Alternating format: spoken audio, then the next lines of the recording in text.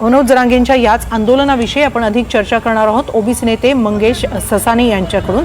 मंगेशजी, आजपासून मनोज जरांगे आणि मराठा समाजाने आंदोलनाला सुरुवात केली, म्हणजे मुंबईकडे ते कूच करत आहेत। त्यांचा आजचा दिवस पाहता त्यांच्या या आंदोलनाविषयी आपल्याला काय वाटतं? नाही, नक्कीच, कारण हे आंदोलन एकंदरीत वेगळं 10% एससीबीसी आरक्षण दिलेलं असताना ईडब्ल्यूचा एक चांगला पर्याय सोडून कुठंतरी हे आंदोलन सामाजिक नाही, हे मी जबाबदारीने सांगतो। हे एक राजकीय आंदोलन आहे। स्थानिक स्वराज्य संस्थांच्या निवडणुका आल्या आणि ओबीसीच्या 34,000 जागा पूर्ववत झाल्या। मग कुठंतरी ओबीसी सरपंच होतील, नगरसेवक होतील, जिल्हा परिषदेच्या इलेक्शनला उभं राहतील आणि राजकारणामध्ये कुठंतरी एस्टॅब्लिश होतील। मग त्यांचं कुठंतरी काय त्यांना मिळून नाही द्यायचं, अशासाठी हे मनोज जरांगेंचं आंदोलन आहे।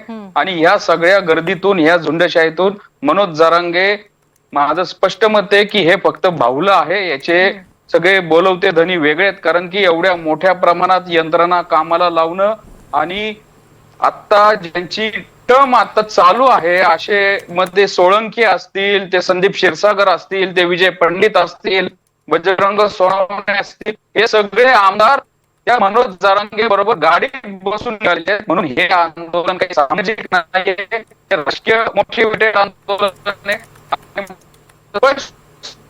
फडणवीसांचं नेतृत्व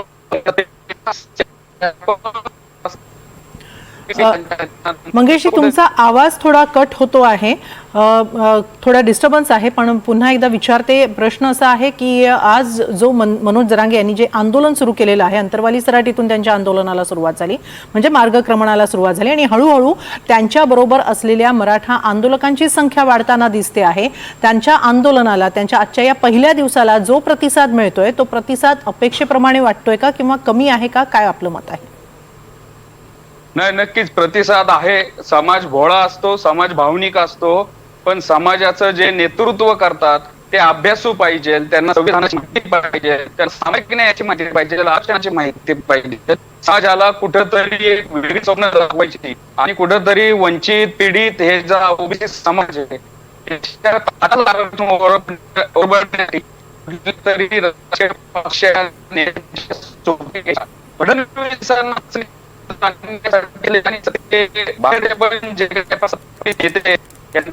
कट आहे।